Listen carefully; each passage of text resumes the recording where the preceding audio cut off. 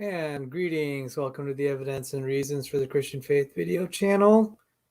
Um, some of you know I have a sleep disorder, and I just kind of woke up in the middle of the night. And I had a debate this past Friday. No, it was this past Saturday. And I was just kind of like a minor participant. The debate was between really T-Jump and perspective philosophy, and then secondarily between me and someone known as JF. It was a good debate. And greetings to Cheryl. And then greetings to Janet. So God bless you. God bless you all. And I threw out something in the debate this past Saturday. I said, the secular world is beginning to recognize slowly, reluctantly, what I mean by slowly, there's a small minority, let's say less than 5%, that are beginning to admit that evolutionism and abiogenesism, naturalism, are kind of failing to give a scientific account for origins. Naturalism is not the same thing as science. Science is observation, hypothesis testing, observation, hypothesis forming, and hypothesis testing, something like that. That's it. It doesn't mean that every explanation can be subject to, every explanation has to be something that can be understood, can be subject and described in terms of laws we can repeat and control or work with. It's entirely possible that there are questions that cannot be explained by ordinary causes. We could say, quote unquote, natural causes. And that's kind of a funny thing. What do you mean by natural? Do you mean godless? I don't think, because this scientific method and the scientific enterprise really grew out of the Christian tradition and culture. Historians who are not even Christians will admit that. It doesn't mean that everything can be possibly explained by things we'll comprehend and understand. It only means that we can comprehend and understand some things, and we'll explain the things that we can. And properly, we should not pretend that we can explain the things we don't comprehend. And it's known that there are limits to how much we can understand and comprehend and explain.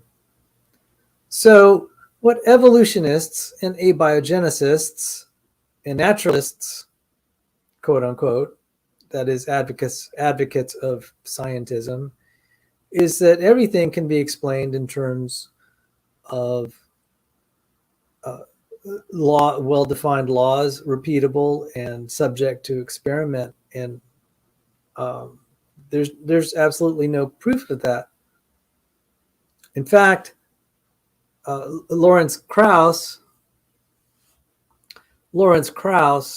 had pointed out sometime in the future the scientific method will fail. That's assuming if the Big Bang is true. So even the mainstream view says there's a point that science could actually fail to explain the truth.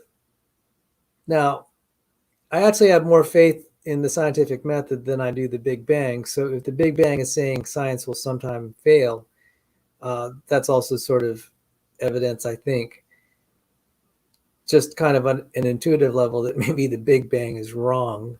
But let's just say, for the sake of argument, that it's right. That would mean, by mainstream standards, at some time in the future, science is predicted to fail. So they're just stuck. I'm just trying to point out, scientism, the insistence on it even by its own rules, if you're following the mainstream, it's self-refuting. The alternative is to say science works within specific domains, and that at some point it cannot explain everything. It'll explain some things, and by way of extension, naturalism cannot be guaranteed to be the complete description of reality.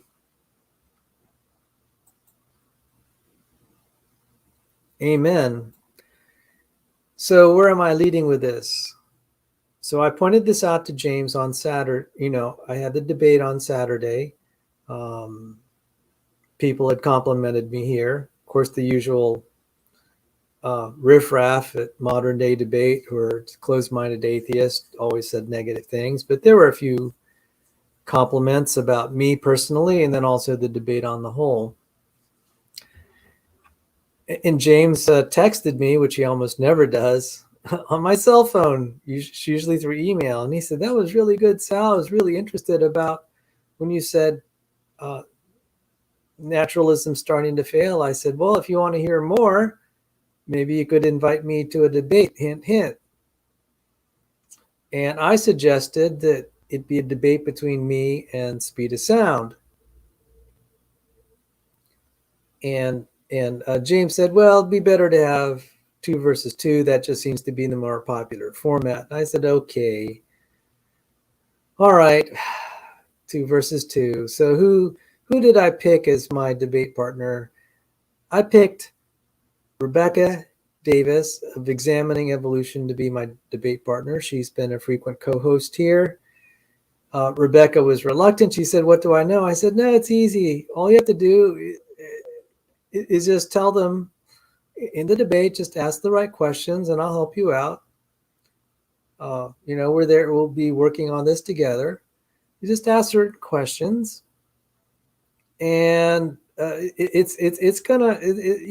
I've gotten kind of tired of hearing SpeedOfSound's trash talking of women, especially. I mean, dude, you have no manners. You don't say. You don't say, "Oh, I'm gonna autopsy of Rebecca or Taylor," when they totally cleaned your clock in debate, in discussion. Sir, that is just not right. And so that kind of got under my skin. I didn't like his attitude, kind of insulting Christian women like that. I almost never show up on his channel, but Taylor showed up on his channel, and I said, "I'll accompany you because I don't like seeing all the wolves there just get free shots at you." She availed herself well. She didn't need me at all. But when I showed up on SpeedOfSound's channel, I said, "Speed, I'm here just to, first off, he said, 'What's on your mind, Sal?' I said, 'Well, I have a really low opinion of you, first of all.'" I told it to him to his face. All right. So I'm pretty transparent. I don't pretend I like someone if I don't. People just, they read me like an open book. And I said, "I don't like your attitude. I don't like the way you conduct business." And he's been, generally I'm a nice guy, but I just kind of had enough of his trash talking of me and other people, especially to, kind of the rude manners, especially to 2 Christian women. I thought that was wrong. And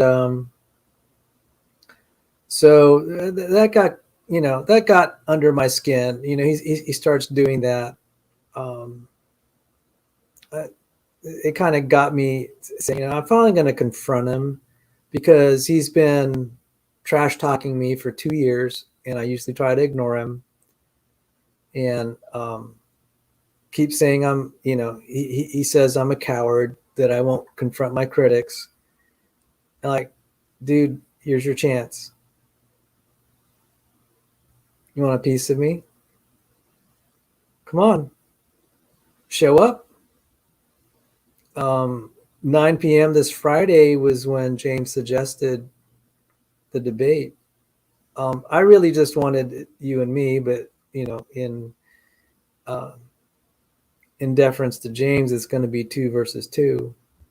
But you know how this may play out if you're willing to, and just kind of advise your partner just to let you and me mostly have at it.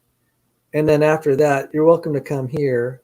It'll just be you and me on this channel. You won't have your crowd of people like Peterson and Top Dog Dick. Just be you and me. You won't have your little fan club there, right there, who's going to interrupt when I talk and just kind of swarm tactics, which is kind of cowardly. You've invited me to your channel, and you had several of your thugs there beside you. You're going to have to take me on one-on-one, brother. On my channel. We'll see who's a coward. I've had enough of you.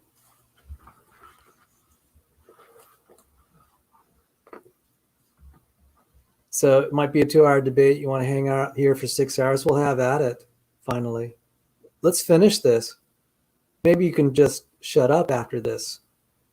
I doubt you will, but, you can't brag that I didn't confront you one-on-one.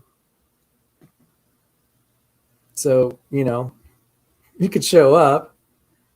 You may turn down the debate, but I challenged you. This is a formal challenge, buddy.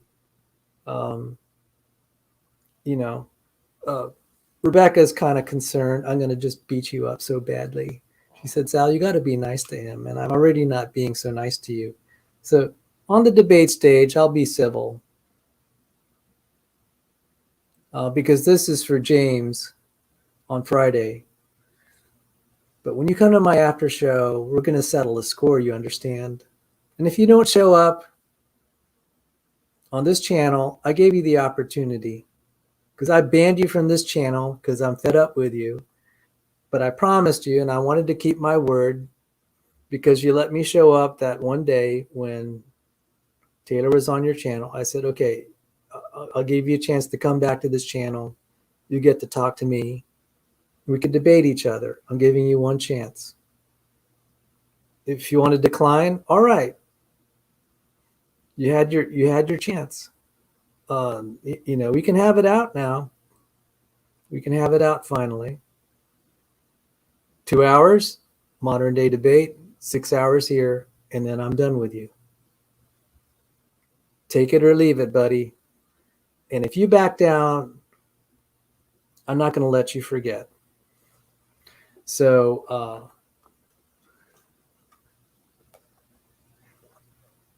this is me not necessarily being my usual gentleman myself, but when you sort of insult Rebecca like that, that really got under my skin. That just was not cool. And, I think you need a lesson in manners, and I'm going to try to teach you. You need to get schooled on just how much you really know, because that really got under my skin when I saw you saying this about Christian girls. They were very polite to you, and you just insult them. I'm disgusted with that. So I'm done with you, Mike. This is your chance to put up or shut up. So I contacted James. I passed on the last email address I had of you because I blocked you from my email account about 1.5 years ago. So maybe little bit said Mayorga. Okay, Mayorga was just like SpeedOfSound, always trash talking until Oscar De La Hoya knocked him out. That was one of my favorite fights. So Jesse Garcia, yeah, oh boy. Okay, the guys there who love boxing. Yeah. So Mike, I hope you show up because I'm going to clean your clock. You know why you show up? on your channel and just have your kind of funny fan cloud, because I don't think you really don't have as much knowledge about this as you claim. You get up there and say and kind of just call me stupid and all these things, and I just had ignored you. But I've when you started insulting Rebecca, I was that did get under my skin. So anyway, let's be on happier and on a happier note. I'd like to say hi to Janet and Little Bit. Nice to see you, and Cheryl. And we have also Janet, as always. And there was someone earlier, Kevin's Biblical Discussions. It's great to see you guys. I just did want to mention in passing in Saturday's debate. I wasn't sure if the guy. I wasn't sure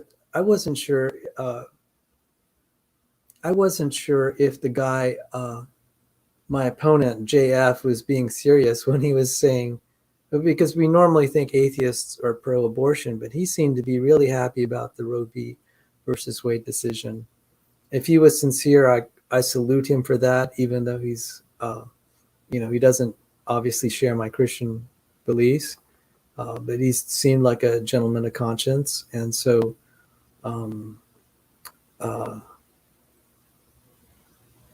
oh, Janet said my timing is off. Okay. There's some slowdown in my computer here. Sorry. So Janet was saying my timing is off. So with that, I'll just finish with the music from Combat, and we'll wrap it up. Take care, and God bless you.